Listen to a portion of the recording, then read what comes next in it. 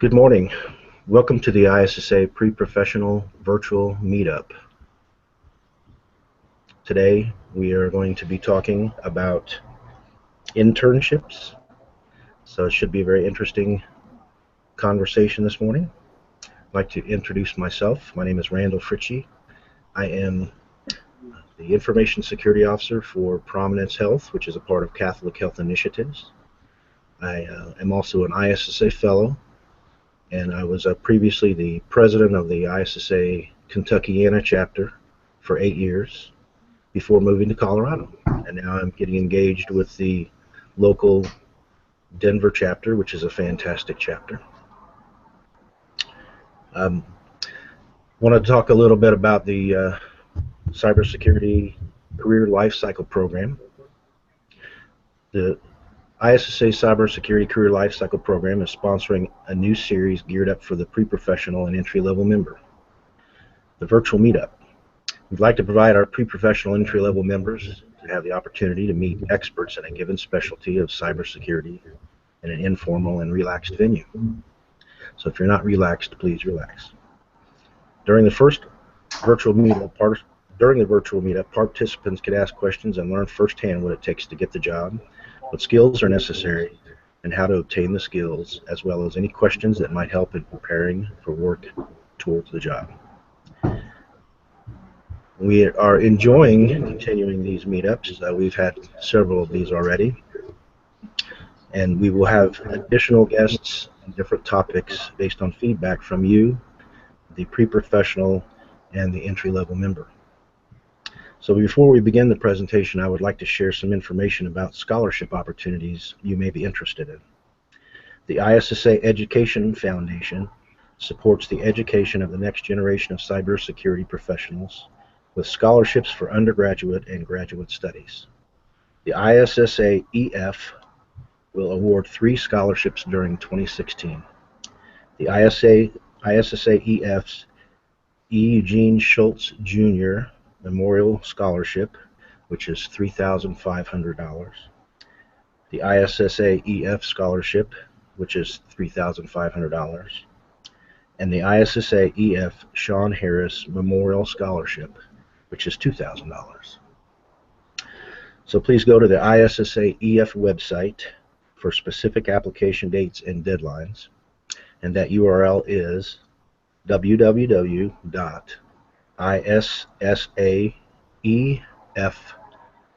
that is Echo Foxtrot.org, issaef.org. So as I said, today we are going to be talking about internships and do they really work? And we have some panelists on the call with us today that you're going to meet. I'll run through their names real quick and then let them introduce themselves. We have Dominic Clark. She is the Executive Technical Recruiter and Principal at Blackmere Consulting. Michael Doherty, the Lead Security Architect at BT. Zach Estes, who is an intern at HPE.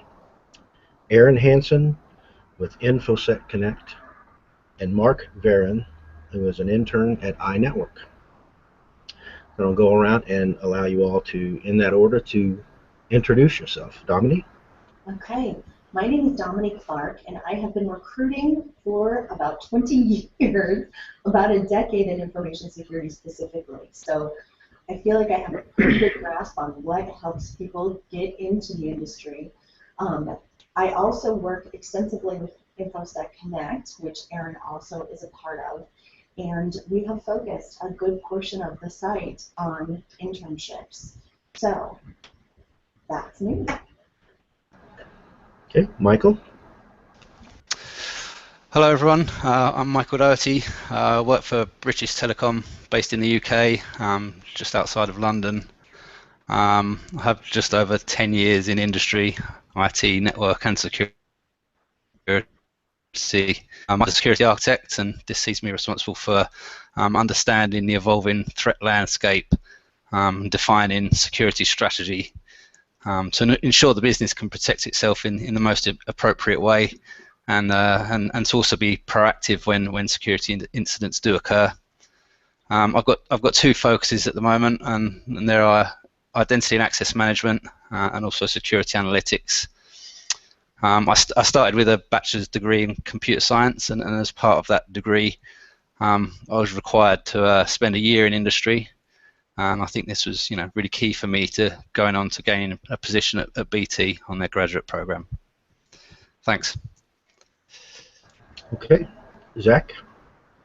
Hello, my name is Zachary Estes. I am currently an intern at Hewlett-Packard Enterprises. I actually just started a couple weeks ago, so it's still pretty early in my internship.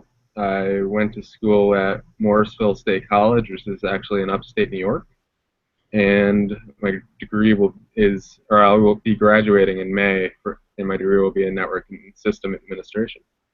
Thank you. Okay, Hi. and Erin? I'm Erin Hampson. I work for InfoSec Connect. I ran an internship program for a federal research facility for 8 years. Big portion of that was focused on information security internships and designed internship programs directly around that area. And now, like I said, I work for InfoSec Connect, and like Dominic said, we focus a lot of that on internship programs, including scholarship for service. Thank you. Okay, and Mark? Hello, my name is Mark Veron, and I am currently interning at a company called iNetwork West. I've been with them for approximately 5 to 6 months. My undergraduate degree was in biology and chemistry. It's a little bit different than cybersecurity, but now I'm a master's student getting my degree in cybersecurity information assurance with a specialization in certified ethical hacking. I've been at my internship for, like I said, about 6 months, and they focus on cybersecurity and various engineering services. And some of the main things that I've been doing there is creating type 1 and type 2 virtualization farms to create sandbox type of environments for people to hack in a legal environment. Okay, very good. So I will go ahead and get started with questions. And to the panelists, I would just say, this should be a conversation. Don't wait for me to call your name. If if we can just go in this general order, and just jump right in. And if you have additional commentary to make a response, rebuttal maybe, go ahead and jump in there, and I will moderate when needed. I'll go ahead and start out with Dominic. Can you, in a little further than you did already, maybe describe your areas of expertise, how you got started in the industry, and what you have done to make yourself successful? Sure. I actually got started in recruiting far before I got started in information security. It was about 8 years ago that, of course, the economy started to struggle, and I ended up coming to work for Idaho National Laboratory.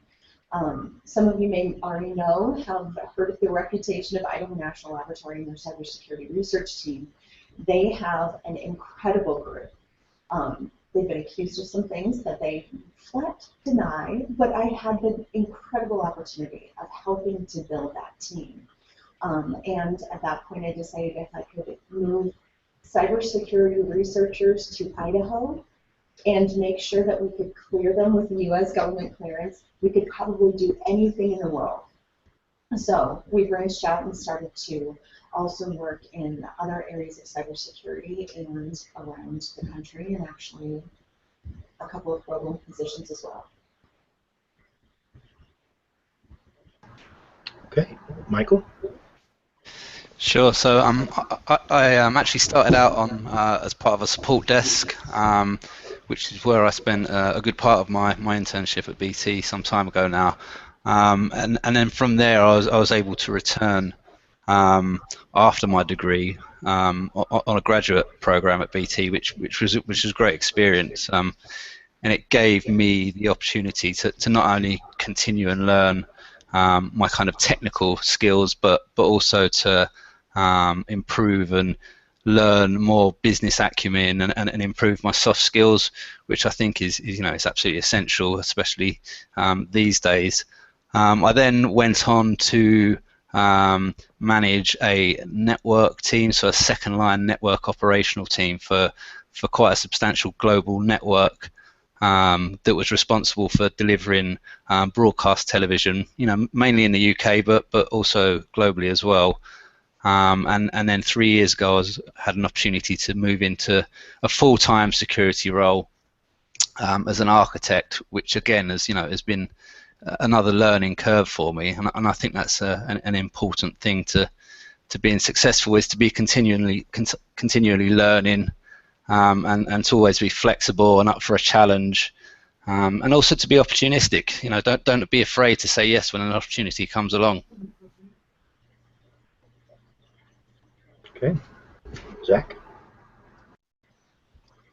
Well, as I said before, this is really my first introduction into the cybersecurity world. I've been on the internship for a total of 3 weeks now. This is really my first experience working in the industry. It's been a great experience so far. I've learned a lot just being on site and working full time.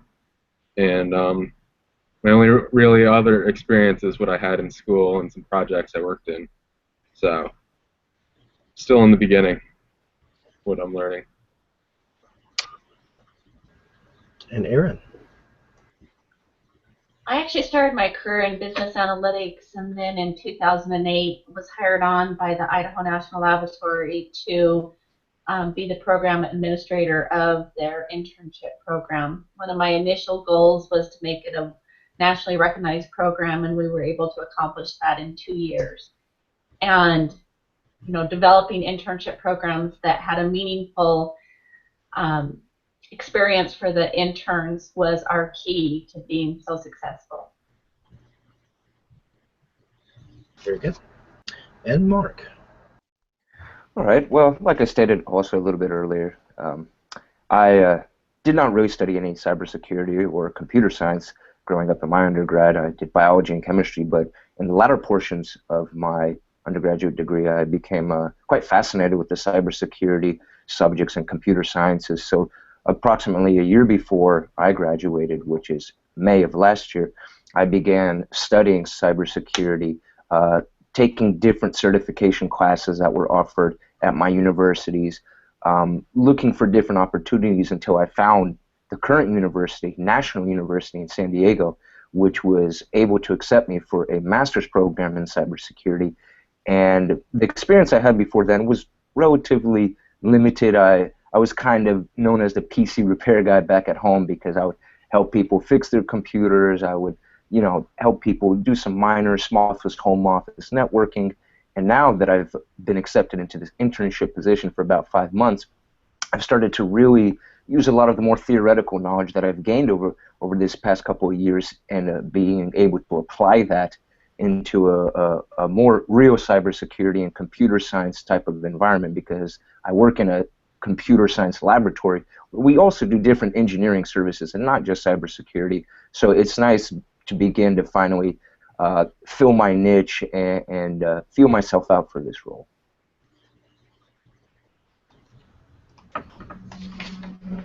Okay, thank you.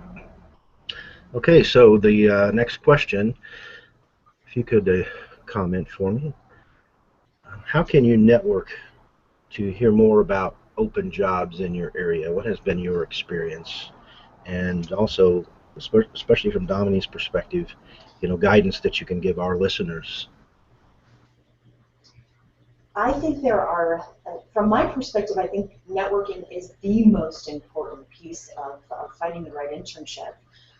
You'll hear from other students, you'll hear from professors, great places to intern. There are some internships, like Erin was alluding to, where all you're doing is pushing paper. You're not getting into the real meat of what the career could look like. And that's what you really want. So talking to people about where they've had great experiences, where maybe to avoid, and also looking at different companies that you'd be interested in. If there are specific companies where they're hiring a great team, I know that PricewaterhouseCoopers right now is doing an incredible build out on their cybersecurity team.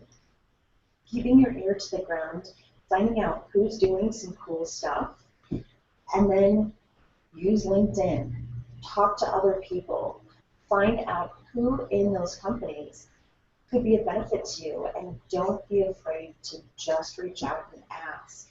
I think the biggest barrier for most people, particularly students early in their career, is that they feel as if they would be wasting the time of someone. And I will tell you from my perspective, I never have that feeling. The talent gap in information security is so wide that if there is anything I can do to just make that step a little bit easier to help people get into the industry, I will make the time. And I know that most others in the industry feel that way as well. I hope that answers the question. Excellent.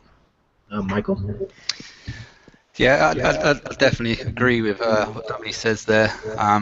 Also, organisations like the ISSA are a great way to network and to to meet people in the industry and look for some opportunities there. I'd certainly agree that talking to people at your place of education is a great thing to do. Certainly, in my experience, a lot of the professors and lecturers have often worked in the commercial side of the industry previously, so that they may have contacts. That there's a great sort of wealth of experience to tap into there, and really just get out there and talk to people.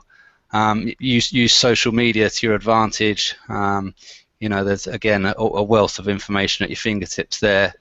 But be clear about your current target, and when you're networking and talking to people, make sure you get that across. What you're looking for and what you're trying to achieve. Okay, Zach? Well, as I said before, I really think networking's hugely important.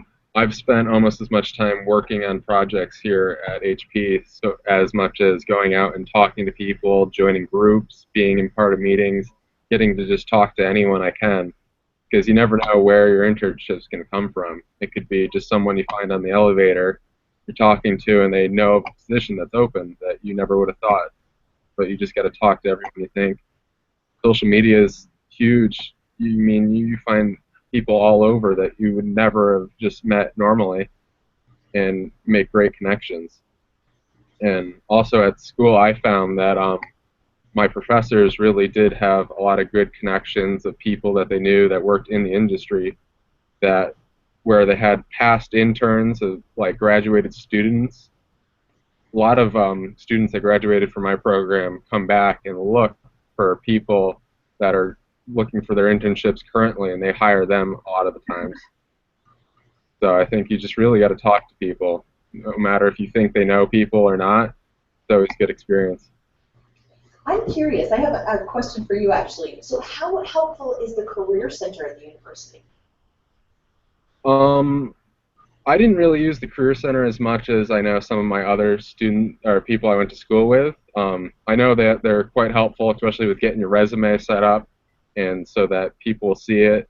They have a lot of good contacts. I found most of my good contacts, though, were from fellow students and my professors rather than the Career Center, though.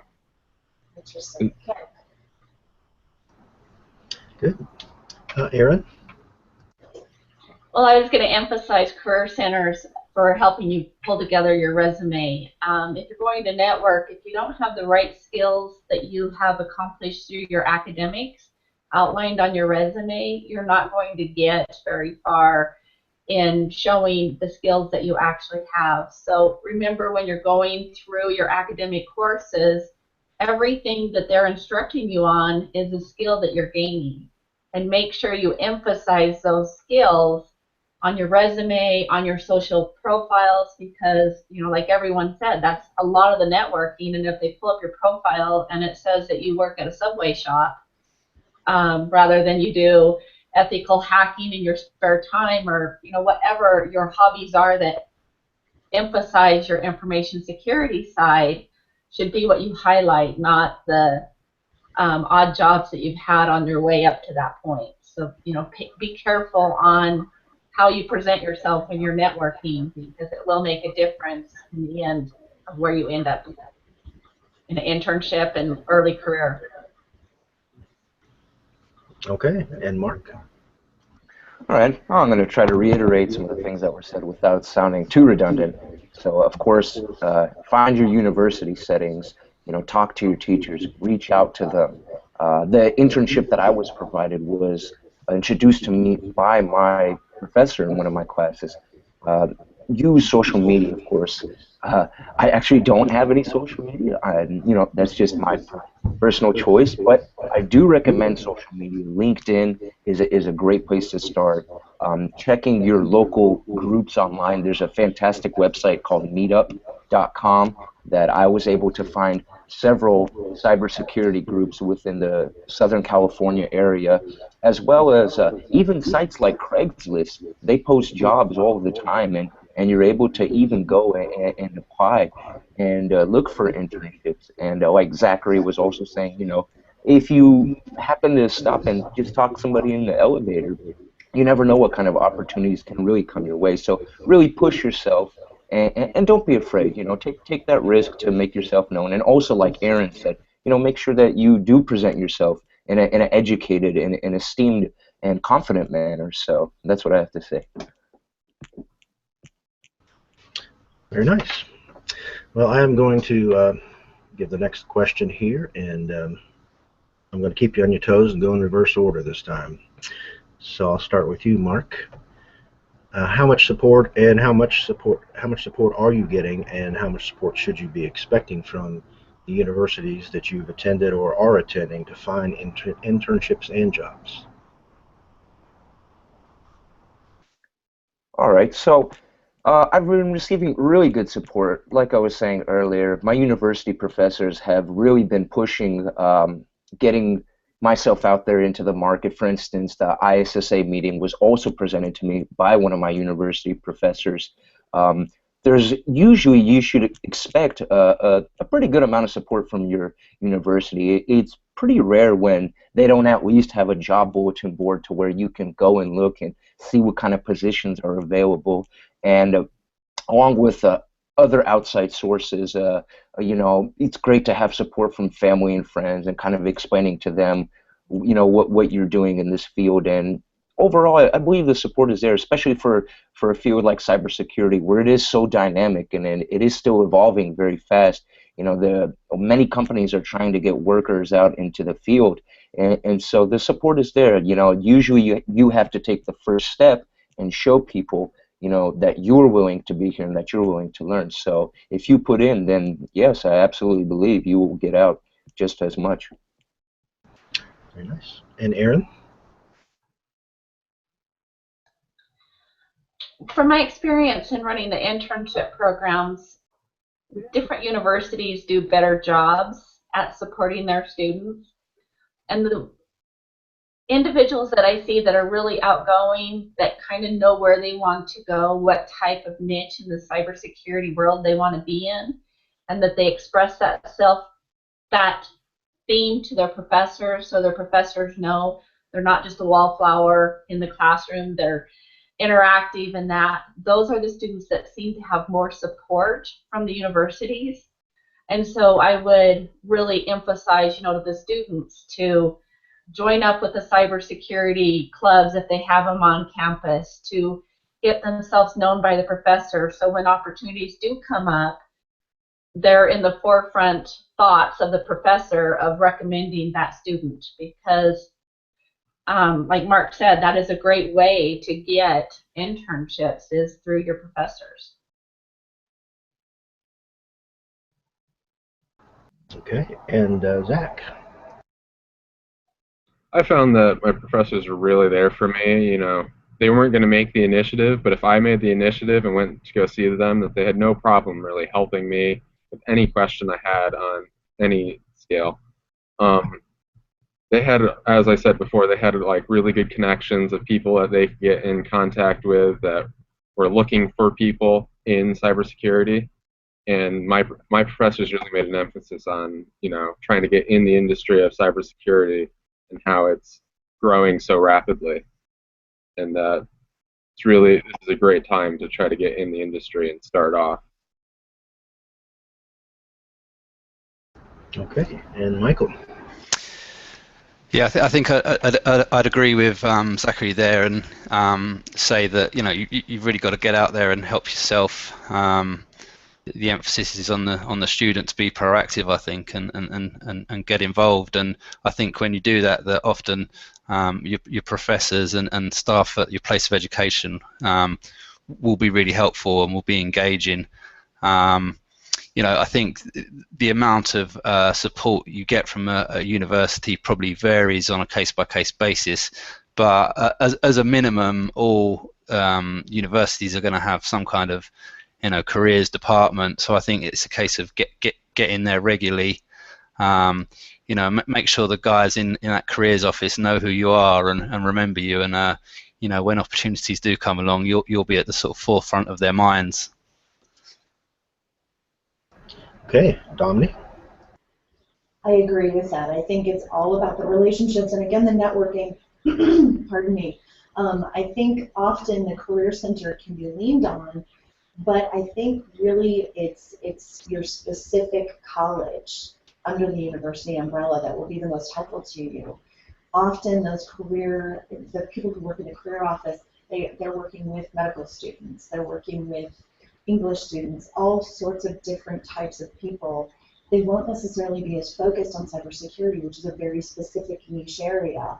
But if you're targeting your specific field in your college and creating those relationships there as well, that's where I put my focus and time.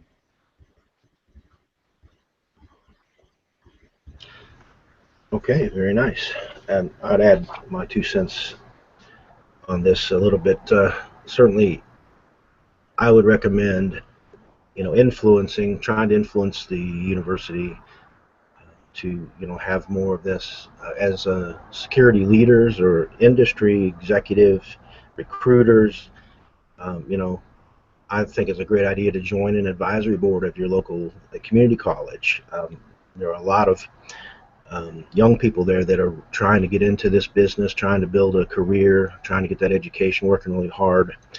I'm also an adjunct instructor for InfoSec, and I'm all on the advisory board there, and trying to influence the direction, trying to get them to do things that assist the students and get the students more engaged with the information security community. Internships, mentoring, job boards, and really to get plugged in with the teachers there, because a lot of those folks are have worked in the field, but they're full-time instructors, and they really do value that input. They'll ask you questions, and you can help them to increase their knowledge, give them extra resources in the industry that they can reach out to if they have questions. And you even get the opportunity occasionally to go speak to some of the students. And, I think that's an excellent opportunity for us, not only to help them understand it, give them industry knowledge and help them along in their career, but also to make contacts and even build mentorships. So I think it's a very cool thing. I'm going to start back with Dominic. And as an executive recruiter, you'd be very good in helping us understand some good tips for interviewing, either in person and also on the phone, as we see a lot more of that today. Absolutely. Let's see. You can hear me, correct?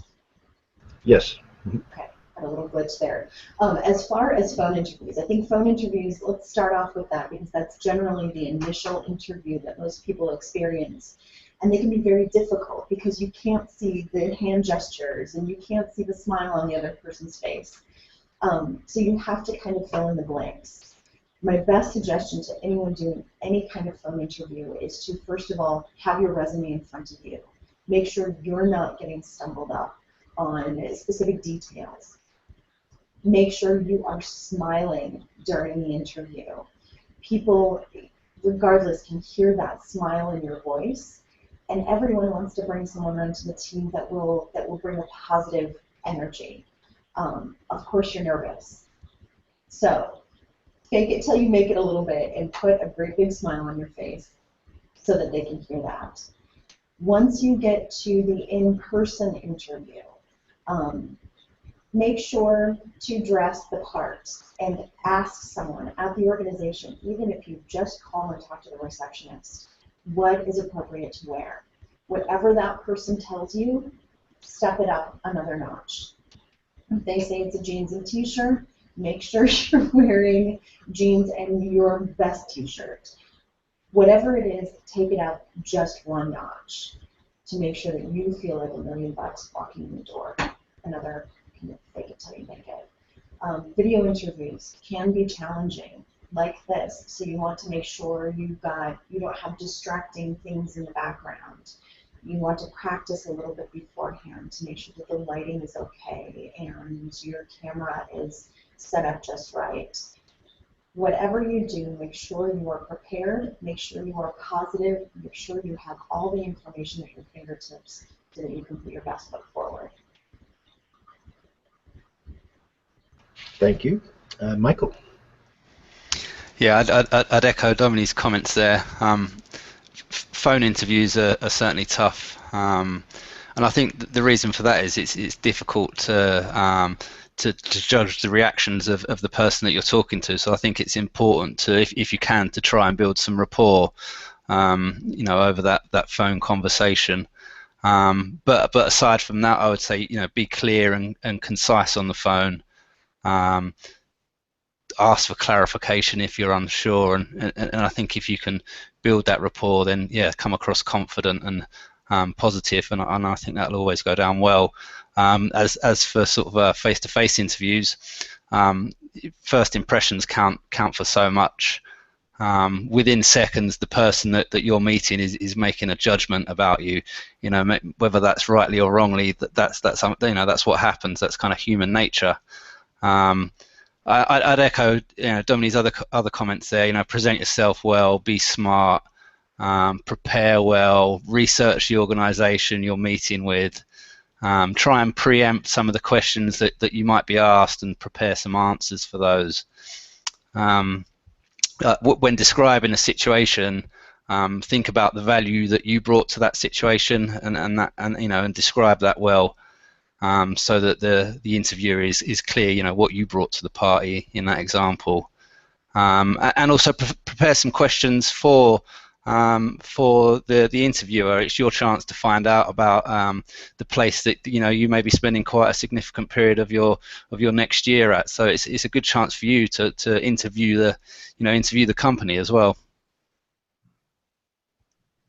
Absolutely. And Zach? Well, as Dominic and Michael both said, I really think that I agree on a lot of their points, and being confident is one of the most important parts, either over the phone or in person. Just show that you're confident with every answer that you give, and just try to express that confidence to them, especially when it's over the phone. It's difficult to get feedback from what they're saying. And I know, at least when I was doing interviews over the phone, I always had my screen up with resume and questions that I had, specific points that I know I wanted to cover, because when it gets to the interview, you're nervous and you don't always remember everything that you want to say, especially if you don't write it down. So if you write it down, it really makes it much easier to look at it, and then you're like, oh yeah, I wanted to ask that, something specific. And made sure that I always had a lot of questions. Usually I had more questions to ask the people that I was interviewing with than even that I didn't even always ask them, but I wanted to make sure I had a lot of questions there so that they knew I was interested in the position. And I always did some background on the company that I was going to interview for, so I at least knew a little bit about them when I went into the interview instead of going in blind. And as far as in-person interviews, confidence is also first handshake. Make sure it's a good, strong handshake. Look them in the eye. Show that you're here for the job. And I always made sure when I went to any interview, no matter what, I was always wearing a suit. That helps with your personal confidence too. And I think that makes a big difference. Even if you're overdressed, I might as well be overdressed than underdressed. I feel like that's always something good. Thank you. Okay, and Erin. Well, I have to follow up 3 really great answers. So one of the key things that I think is on the phone interview, they're calling, so when you answer the phone, make sure you introduce yourself, because it makes it so it's not an awkward first impression. if you answer the phone and say, you know, this is Erin, or that type of thing, it makes it so it's easier to breach into the actual interview. Be aware of what the company does, read over the job description, know what they're looking for, being able to emphasize how your skills bridge to what they're looking for is essential in making that good first impression. In the actual interview, you know, they say know about the company and be able to ask questions. I would recommend that you go out and look at a recruiter uptake meeting that they do with a manager, because that is how a recruiter finds out what the manager is actually looking for in that position, that role. And so being able to see those questions and know what they are could really help you design your questions on how you ask during the interview the different roles and so forth of the actual position that you're interviewing for. Okay, and Mark. All right. So, briefly reiterate as well, most importantly, practice and prepare literally the night or day before. I mean, practicing can really alleviate the stress that you can feel, for instance, in an interview that happens that you might not have so much knowledge about. For example, the internship that I'm currently at, coming into this internship, I had some fair amount of theoretical knowledge, but for actual hands-on experience, I really didn't have much. But I came prepared. You know, you'll be surprised how far a strong speech can go. Good body mannerisms, you know, coming in, like everyone said, dressed really well, even for a position that, you know, in an internship where, you know, this is entry level, we don't always have the experience. Present yourself in a way that you're confident, you're ready to learn.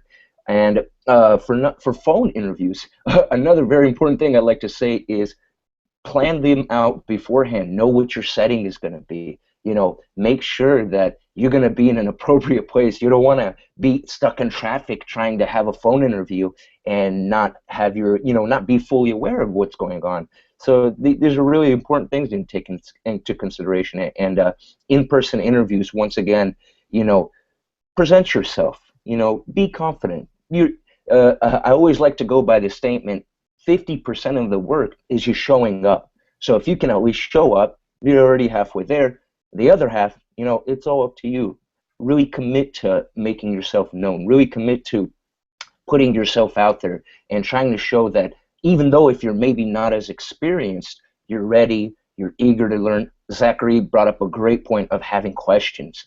I can't tell you how many times that in an interview, I've almost turned the interview around and started asking the questions. And a lot of interviewers like this. They really like to see that you're eager to learn, that you've done your research, that you know what the company's about, and that you're putting in the effort to gain more knowledge about these positions. Okay, great points there.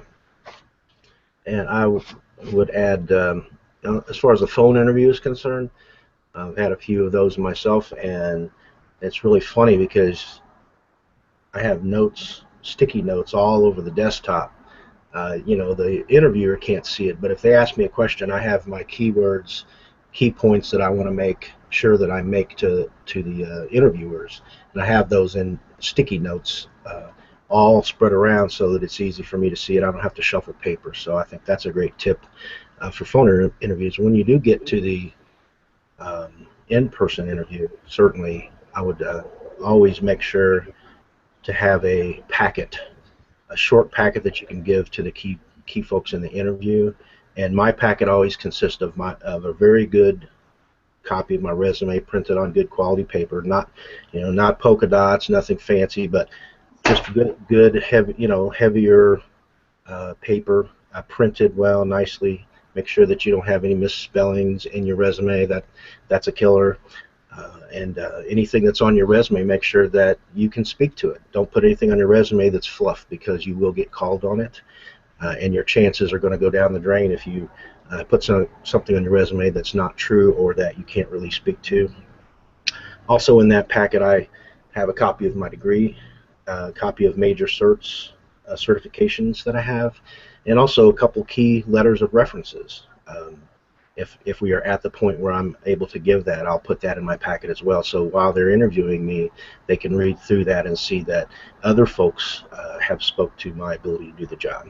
And then in my notes, I'll have my resume in front of me, and I'll also have a notepad in front of me. And on that notepad, I will have the job description, the key points of that job description listed, and then sort of keywords around my ability to do that job, that piece of that job. Key points around my skills or experience that speak directly to that job description, because that is what they're looking for. If they took the time to put it in that job description, there might be 20 other things they need, but those are the key things they need. Make sure that you can speak directly to those things. And then at the end, when they do give you the opportunity to have questions, you have to have questions. You ask those questions. It shows interest, shows intelligence, it shows engagement, and also use those questions as the ability to continue to sell yourself. You know, you ask them a question about how do you guys conduct a project, and then if they tell you that, then say that, that's excellent. That reminds me of a time when I did this project and we exceeded it and so forth. So that would be my input on that. Randy, I want to jump in here and Yes. reiterate your point about that job description. That is absolutely key. So if you can take that job description and deconstruct it, take out all of the bullet points, come up with either an area where you have actually done that work, or in the case where you're a student and you haven't had that hands-on experience, be able to talk about a class that you've taken, a case study, research that you've done. Have something for every single point on that job description, rehearse it, so that you can later talk to each one of those points with clarity and, I guess, flow is a good word. You want to be able to just have those words roll off your tongue. Absolutely. Excellent points. I want to take this opportunity. Yeah, go ahead. Sorry. After the interview, make sure you write a thank you note. And in the thank you note, make sure you highlight those things that maybe you felt were a little weak during the interview. It's your last chance to put your best foot forward. So don't just say thanks for the interview. Think about the interview, think about the questions, and really highlight how your experiences actually match up to that position as the final presentation branding of yourself to the company. Absolutely. Thank you. I actually have an anecdote that I think is very appropriate. I was hiring for a position and had a gentleman come in and interview and was not as skilled as some of the other folks that had applied, but he came in, he was dressed very well, he showed up early, he had notes, he also had demonstrations of work scripts that he had written that he was able to demonstrate. He sent a thank you note for every single contact that we made, including the initial phone interview. He sent a thank you note, the first interview sent a thank you note, and the second interview sent a thank you note. And it was that attitude and aptitude in technology that got him the job over the folks that may have more experience than he had. It was just the initiative that he showed and the thank you notes. I can't tell you, Erin, thank you for saying that. That is so important. And in that thank you note, make sure you state your continued interest in that position, because they want to know after you've talked to us, after you've had a chance to hear more about the job, that you are still interested in pursuing this position. I think that's really important as well. So how cool is it that the listening audience gets to listen to these tips from folks like this? I think this is very cool. And I want to remind those that are listening, in the Q&A box on the left toolbar, you can submit questions live, and if you do that, we will integrate those into our questions here. So the next question, I'm going to start again with Mark and ask, in your experience, should someone take a non-paid internship if that is needed to beef up their resume? What do you think about that? This is a very good question. So I'm glad I got to start on this one. And I think initially the most important thing you need to ask yourself is, what is your financial position? Because, you know, everyone's in a different boat when it comes to whether taking a non-paid internship or not. I think that's very important to think about. So if you're not in a position where you cannot take a non-paid internship, you know, don't sweat it. It's okay. I think that you should still go in for the interview. You should still develop those interview skills. You should still give the company a chance, because you never know. They might end up, in fact, maybe paying just a little bit, and that little bit helps. And on top of that, you know, you might not have maybe the time or, once again, the financial obligation to necessarily be able to take a non-paid internship. But it is possible that maybe that individual company is looking for maybe 1 day a week that maybe you might be able to allocate that time. You know, even 1 day a week can really set a difference. In the situation, if you do have time and taking a non-paid internship, for example, in my situation, I'm in a non-paid internship. And it's not because I couldn't find a job. I've actually been offered jobs already paying up to $25 an hour. But I'm choosing to continue with this internship because a non-paid internship can really offer you some aspects that, for instance, maybe a paid internship or a job can't. You know, for example, the flexibility of a non-paid internship. I'm able to create my own schedule. I'm able to come in whenever I please. You know, there's not so much that obligation that, you know, you're getting paid. You're required to show up on time. You're required to do X, Y, and Z. You know, there is a lot of flexibility, like I was saying, to these non-paid internships, and especially for, you know, either a student or an individual that's coming in with not so much information or not so much knowledge about it. A non-paid internship is a great place to start. It's a great place to get your name known. And it's really worth it, you know, because, once again, you don't necessarily have to put in the full 40 hours a week. I put in somewhere between 20 to 30, depending on what we're doing here at the job. So, you know, I think it is a great benefit. And ultimately, if you can allocate that time, if you can give yourself to that, I think it's a good experience. Very nice. Off to you, Erin. On unpaid internships, I would probably emphasize to make sure that you both understand what the expectations are. I would make sure that you are actually gaining something academically out of the experience, that you're not just coming in to do medial tasks. A lot of times, the Department of Labor actually has a flyer that they have published on unpaid internships and the role. And one of the things that has really made me shy away from unpaid internships, unless the institution is really going to give you more of an academic experience while you're there, if you're in an unpaid internship, you are not supposed to be benefiting the company. So in that way, in the United States, it's not necessarily, in some instances, if they're not willing to take that extra step to make it more academic for you, then you're probably not going to really gain a lot of skills. And so you might want to look at pro bono work that you could go do for volunteering at local institutions that are putting together stuff that they need for information security roles. Might be a better way to build your resume rather than the unpaid internships if they're not willing to do that academic side that the Department of Labor requires. Okay, and Zach? Well, I think it really, if you don't have the financial, if you're stable and you don't need the money for it, and you can exclude that, I'd really take it as what's the benefit you're going to get out of the internship.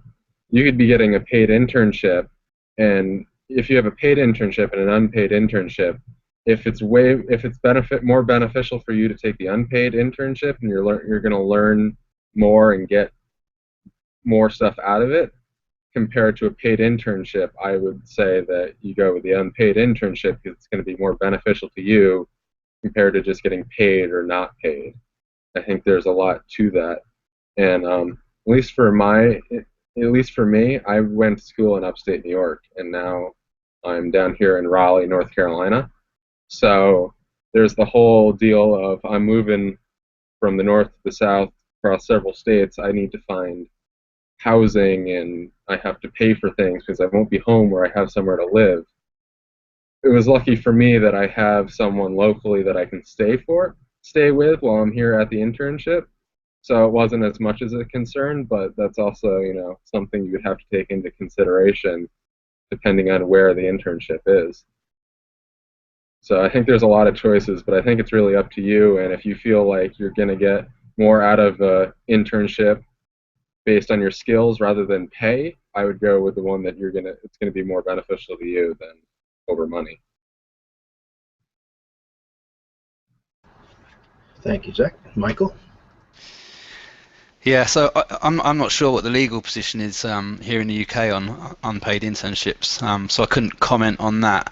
But what I would say is, I think you've really got to question about the value that you're going to get out of it, and if it is something that is of great benefit for the bigger picture and the longer term game, then in principle there's no reason why you shouldn't take that opportunity, if you're in a position to be able to do that.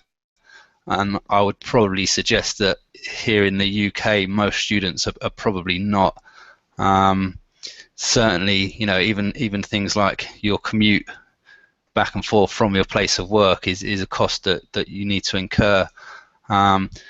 But having said that, if you are able to do that and it is something that you think is of good value and of good benefit, then why not? Thank you, Michael. Dominic?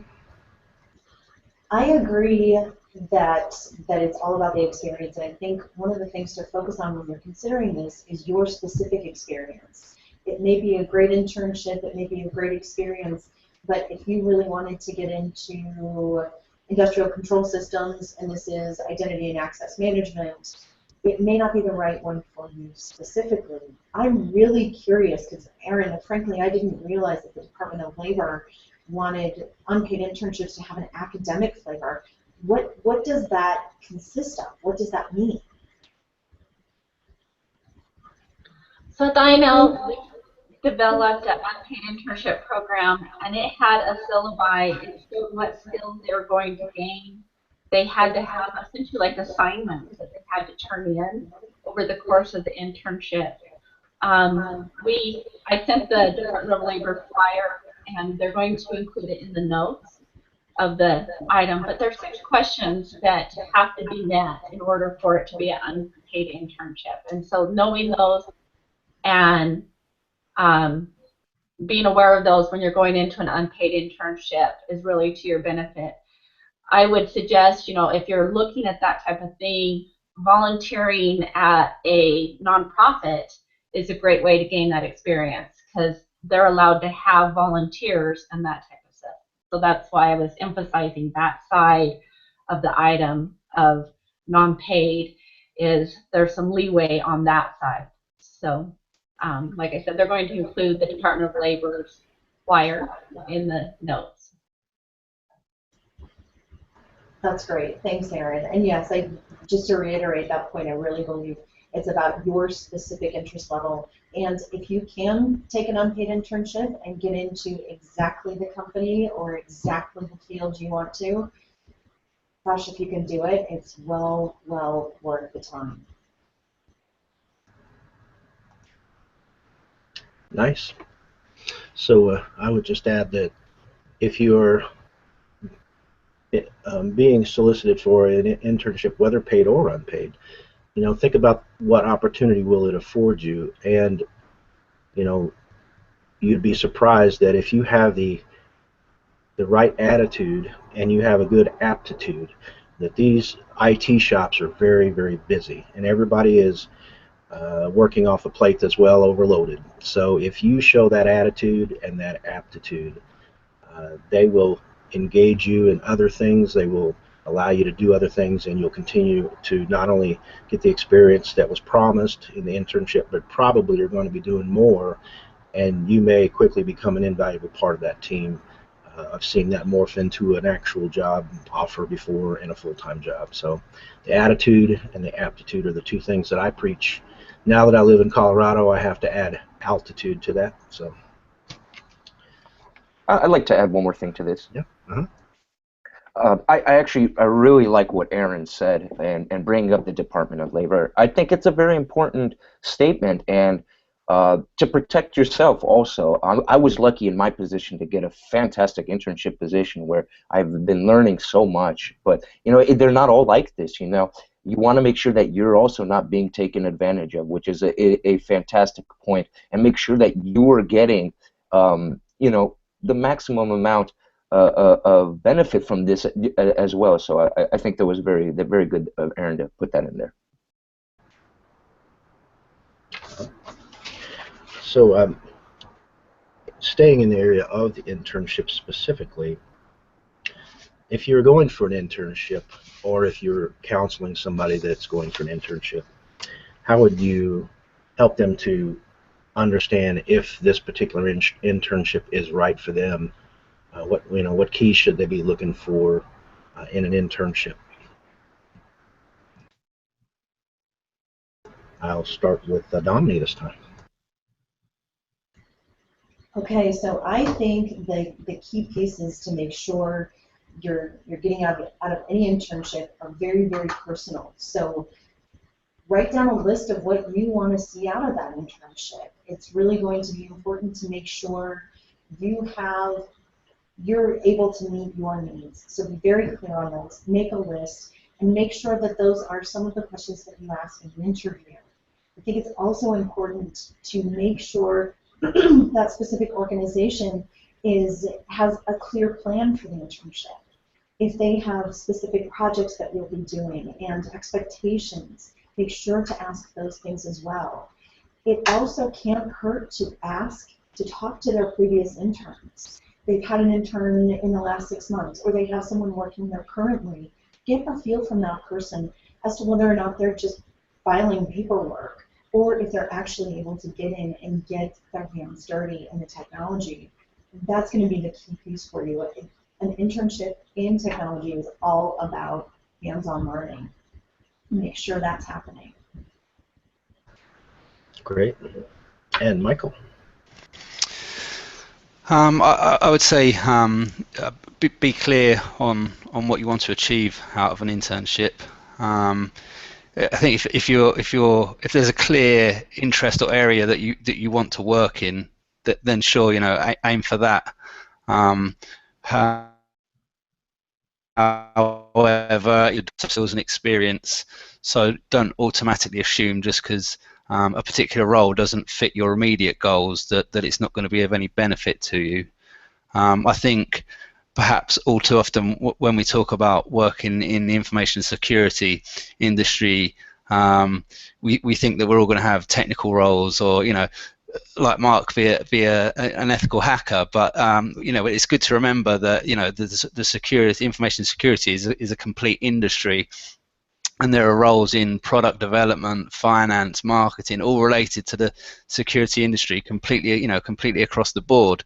And I've always found that, you know, if you can get a good cross section of skills and experiences from different parts of the business, then that's of great value. But at the same time, if there's something that you clearly, you know, a road that you clearly want to follow, then go for it. Great. And Zach? Well, I found it in my case was when it came down to actually picking which internship I wanted, I had multiple offers of places I could go. And it really came down to what I wanted to do and what I thought I'd get the most out of, what I would enjoy doing the most. Like, I'm sure that if I had taken any of the other internships, that they would have been beneficial to me and that I would have learned great skills. But it really, I saw myself working there, and I'm like, I knew that one place would be better than the other, and that this was somewhere that I really wanted to be in, doing things that I really wanted to do, and that it would be hands-on, that I was going to learn skills instead of just, you know, doing some paperwork or the manual labor stuff. I really wanted to make sure that it was something that I wanted to do, and I was going to learn from it too. Okay, Erin. I think in the internship, one of the key things is knowing what your mentorship team is going to look like. The individuals that are going to mentor you throughout the internship, help you gain those skills that you are trying to gain to build your resume. Looking at their research papers, if they've written any technical papers, white papers, knowing what their research is, knowing what skills you can gain, and taking the initiative to ask them, is it possible for me to gain a skill in X or Y? And that way, you're taking ownership of the skills you're gaining, because most information security institutions have the wide gauntlet, and so you're able to gain those skills. But if they don't know you're interested in that aspect, then they're not going to put you on that project or in that area to gain those skills. So don't be afraid to design your internship alongside of your mentor to make it what you want, to make it so you gain the skills. I recently interviewed an entry-level computer scientist who wasn't actually in information security, and he didn't take that initiative, and he went to an internship and wrote technical papers the whole time except for the last 2 weeks. He finally got to code. And from a recruiter aspect, you look at that and you think, was he not allowed to code because he couldn't code, or was he not allowed to code because he didn't take the initiative to say I was more interested in that aspect of the position?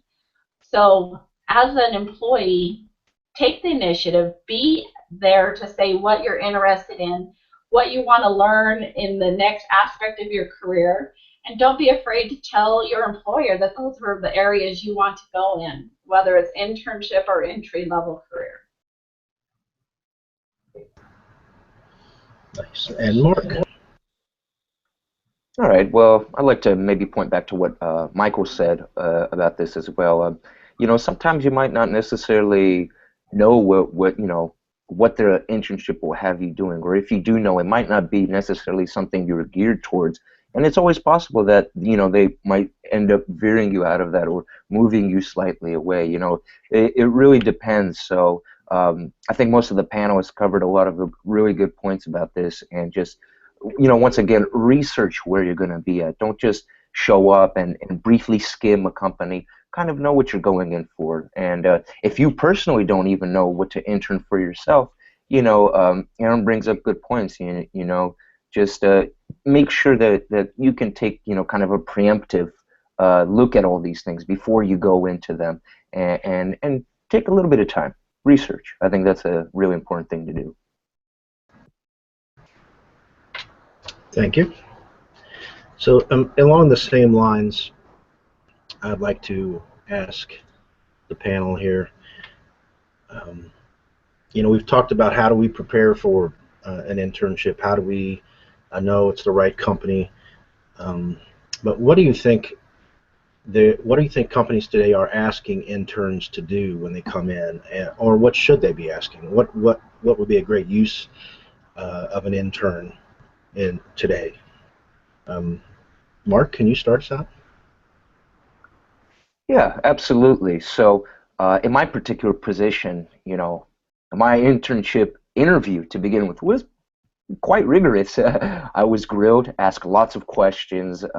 Constantly, my interviewer was wondering, what do you know? What kind of experiences do you have? And, from my best knowledge, since I got the position, I was able to adequately, to some degree, answer these questions. So initially, from my internship position, I got started straight to work, and like I said, it all depends on what your company does and what they focus in, and where they feel your strengths are, and where they feel that they can benefit you along with how you can benefit them. So for me in particularly, they literally got me started from the very bottom, because in my company, one of the engineering services that we do is specialize in creating sandbox environments from a type 1 and type 2 virtualization products. So literally I started building from the hardware all the way up, and it was kind of in a sense for them to gauge me, to test my skills, to see kind of where I was at, to see the kind of education that they could bring to me, because the company is involved with my university as well. So yeah, those are kind of some of the things that they have you start with. And like I said, every place it can be a little bit different in how they go about with the beginning initiative process. So just be comfortable, and have at it. Thank you. Erin? I think Mark had a lot of really good points in, knowing what your position is and what you're wanting out of it, and selling yourself throughout the process from the point of your interview. Like he said, he adequately displayed his skills because he obviously was the one who ended up with the position. So going along those lines, throughout the process is essential in, being successful. So what type of tasks do you think that we should be asking interns, or what type of tasks do you think an intern would be looking at if they're coming into information security or even information technology in general? I think a key thing is to have a project that you're working on that you have some ownership in, that has a beginning and an end. So you get to see the whole array of tasks to make the project go from the beginning to the end. And knowing what the skills are that you're going to need throughout that process, that gives you a great chance to also gain some project management skills and that type of stuff. And in research of internship programs, ones that are designed around that type of aspect, the students usually gain a lot more. IBM has a program called IBM Blue, and they literally throw projects at the students that they don't think they can accomplish in the amount of time. And they put individuals from different backgrounds together as a team, and the team gets full resources of everything they want. And those teams have historically ended up with patents, great technical papers, great products that has advanced. So pay attention to that. Pay attention to what different programs companies are offering that are really pushing the envelope on technology, because those are where you're usually going to gain the most skills and gain the most out of the internship for the whole experience. Great. Zach? Well, I think it varies greatly even within a company on what you'll be doing as far as your internship is. Like, for instance, for me, I'm getting in the lab, testing out new hardware that we're planning on using for that we will sell out after. So I'm in there testing, making sure proof of concepts of hardware and getting a model that I can then show up to my managers, showing that, we got this working, this is what it does. Now you can bring it out farther and actually show it to customers. Whereas I also currently have 2 externs, which are unpaid internships. I have 2 externs that work under me, where I'm getting the managerial experience of having them do work too. And they have a different experience than what I'm getting, because I'm in the lab testing and all that, where they're doing more manual work, I guess you could call it, where they're documenting, going through the network, making diagrams and stuff, where it's a much different experience compared to what I'm receiving. So I think you should know what you're getting into when you accept the internship. Thank you. Michael? I think certainly if I have an intern come and work for me, then I'm looking to get them involved in real work as soon as possible. I think it's great experience for the individual to be involved in some real life projects, and good experience for them to feel like they're adding value, and that they're contributing in a real way. Aside from that, I kind of almost take it as my responsibility to help them develop. So what is the intern looking to get out of the program? It's not necessarily just working in a particular team or in a particular technical environment, but an opportunity to develop some of their interpersonal and softer skills in a business environment. and for some of those people, you know, that might be their first experience of that. And also an opportunity to kind of explore and discover what they do and don't like. You know, even if an intern turned around to me, you know, a couple of months into an internship and said, hey, guess what, you know, I don't like working in this architectural team, it's not for me. But I've been talking to a guy who works in the firewall team, and I'd like to go and spend some time with him. I'd happily support that, and I think that's a worthwhile experience, because that individual has learned something. They've learned where they don't want to take their career, and then they can move on and try something else. So I think it's all about having a rounded experience, and also adding some value. Okay, thank you. Dominic? Michael, I love what you just said. I think it's sometimes internships are as much about what you want to do as about what you don't want to do. If it wasn't for a great internship, I would right now be in medical research, and I'm super glad I'm not. So yeah, I think like everyone talked about, there's a core that has to be in place for you, and it's very personal. And as you choose that core for what you want to see in your internship, that hopefully aligns with your passions and your talents and your education, whatever that project is, I agree with Erin, it really needs to be something where there's a project with a beginning and an end, or at least some sort of deliverable at the end. But it also has to have some variety so that you can see what other things are out there. And I think my best advice to anyone going into an internship is to just not say no to any given task. You never know. Shadowing that project manager or handling some of the documentation will be the key to that next position for you. Variety is so important in these internships, and I think most of us know what we can do. Most of us aren't quite sure how far we can take it, and that variety will help. Thank you. And I have a pretty good success story. My nephew went to Purdue University, and he was studying processor engineering, which sort of boggles my mind to think about. But while he was going to Purdue, he interned, and that is in Indiana, and he interned with Intel, the microprocessor manufacturer. You may have heard of them. And he did that every summer. And when he graduated, he got a job with Intel. And now he's some kind of a senior director or something, and doing very well in Seattle. But the point that I would kind of tie to what everyone on the panel has said is when he first got that internship, he was emptying trash cans, he was filing, he loved every second of it, because he got to work in the company that he was really targeting, in the field that he wanted to work in. He got to meet a lot of people. He got to be around it, because he had that great attitude, and he didn't say no to the most menial tasks. Very quickly, he got engaged into project meetings.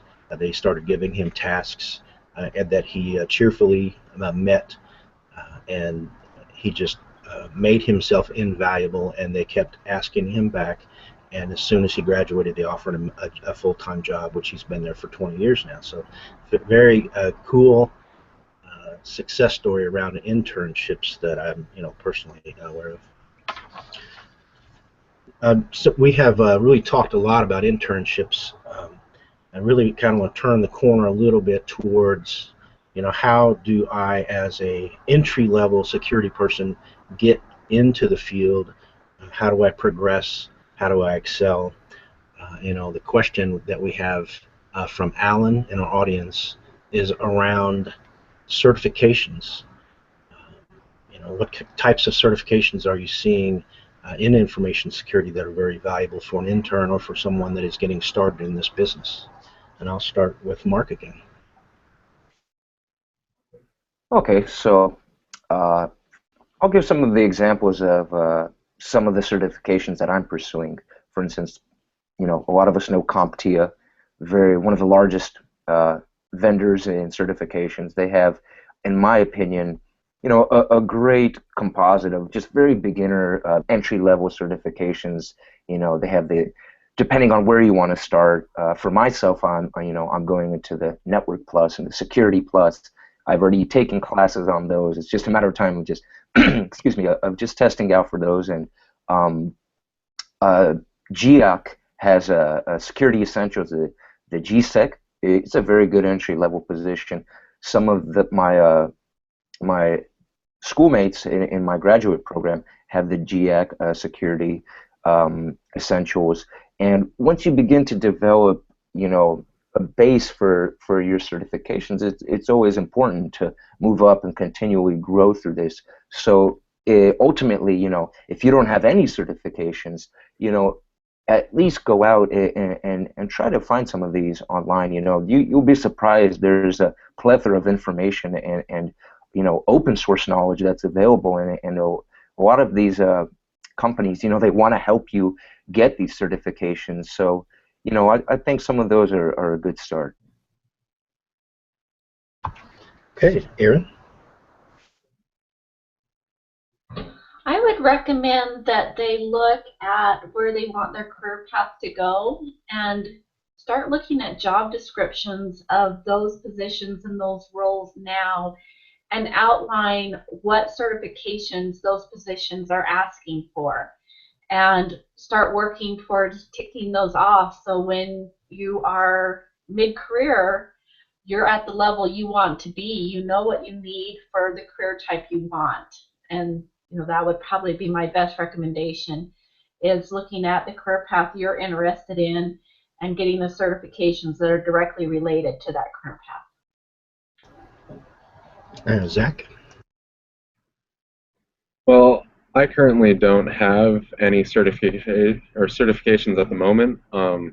Over my internship, I'm really trying to spend some time in working and studying for the certifications where I can get multiple. I'm currently working towards my Security Plus and CCNA. But during school, I didn't feel like I really, you had all the schoolwork, you're like, I want to get some certifications, but I never actually ended up having the time and getting them done. So I'm really trying to take the time over my internship to get these certifications. And HP actually helps, and they, on occasion, will pay for you to take the test and pay for your certifications, so that it really helps trying to get, some certifications under your belt. I know my mentor actually has about 30 certifications all across the board in security, and that's something I really want to try for, but that takes a lot of time. But it really does help getting certifications. And thank you for that. And I think you touched on a key point there, that mentors.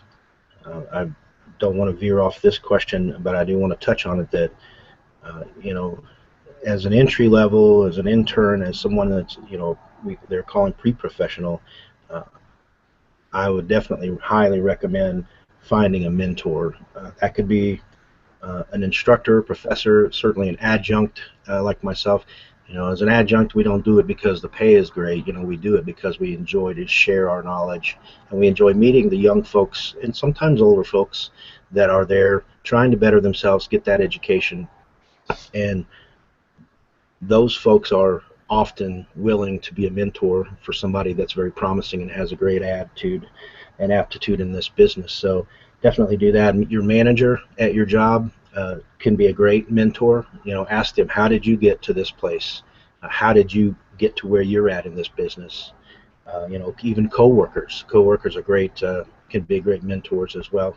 And then if you go to ISSA meetings, which I hope you are, you can find a lot of mentors there. A lot of folks there really go because they enjoy networking with other security professionals, and they are often willing to share. I would highly recommend inviting them to lunch, inviting them to coffee, go out and have a conversation, get to know them, share what you're trying to do. And I can tell you that a lot of people in the InfoSec, they're very willing to share, very willing to help others that show promise and show an eagerness to progress in this business.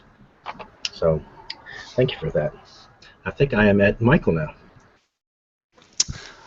So I think on the certification front, I think, I mean, it's great if you have a specific technical area that you want to focus on, then you can certainly sort of pursue certifications in that area, and maybe also if you're coming from a background where your degree or your study work is specific to information security. If that's not the case, then I mean, I've certainly found the CISSP from IC Squared useful as a way of demonstrating good understanding of of information security as a whole. It's often described as a mile wide and an inch deep, which I think is really the case. But I think it's a good way to demonstrate your knowledge and understanding. That's certainly something I pursued some time ago.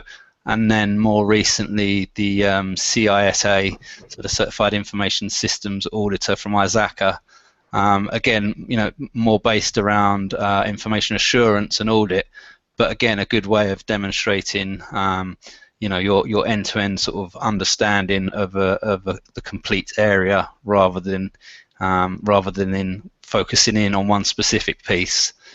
I think on the front of the mentors, I think it's really important, and I think just get out there and go and ask someone that you've identified that could provide you good guidance. Just go and ask. I've had various mentors over the years, and no one's ever said no. And there's always some sort of experience or information or tips that you can take from lots of different people. Another approach is to go and try and get the most senior person in the organisation you can find, and ask them to give you some mentoring. There's lots of benefits to that. Someone senior in the organisation's got a wealth of experience and knowledge, and you can really sort of get some useful stuff out of them. But it also puts you on their radar, so it kind of works as a second benefit as well. Excellent point, Dominic. Okay, so I agree that really you have to kind of put your effort where your technical expertise or technical passion is. But as far as that CISSP, I get it. It is an inch deep and a mile wide. The truth is, a lot of government programs absolutely require it. U.S. government and U.S. government contractors require it to hire you at all. The issue for interns is that you also have to have some work experience behind you. I think it's 2 years. Michael, you might actually know best. But I think it's 2 years of work experience. Just having that one certification opens up an entire new group of positions that wouldn't be open to you without it. So just consider that as you're coming into your early career. Yeah, Dominic, just to add to that, with the CISSP, you can take the certification or the exam. You can take the exam without the experience needed, which I think is actually 4 years now. But I think if you've got a degree in the relevant area, I think it's only 3 years. But you can hold the sort of the pre-certification by passing the exam, and then you qualify for the full cert once you've gained the relevant experience.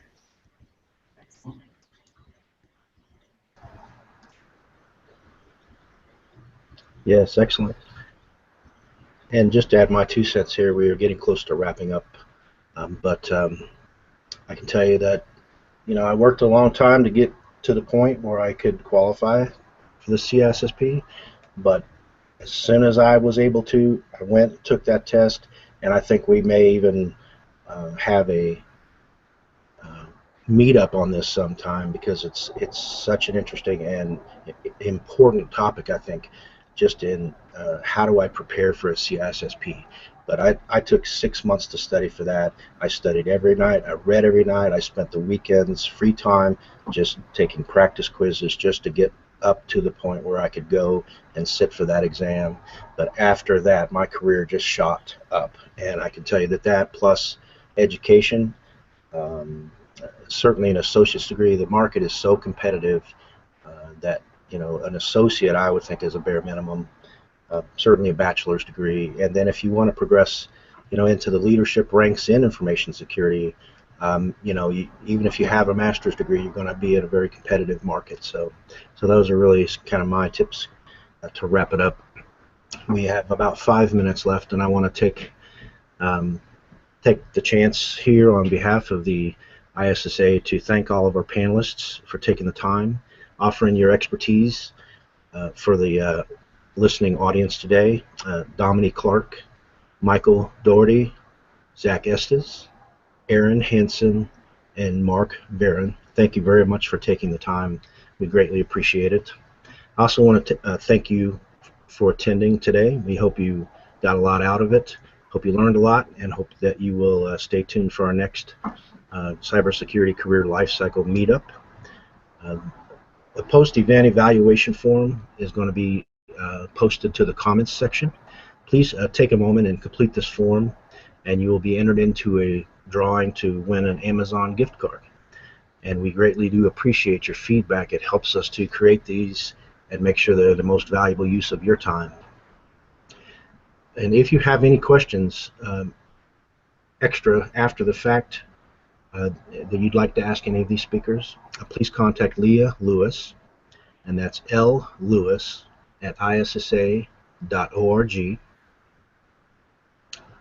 And for more information on our ISSA Cybersecurity Career Lifecycle, please visit the ISSA at www.issa.org. Thanks once again to our panelists and to the folks who have tuned in today, and we'll see you the next time. Thank you. Thank you.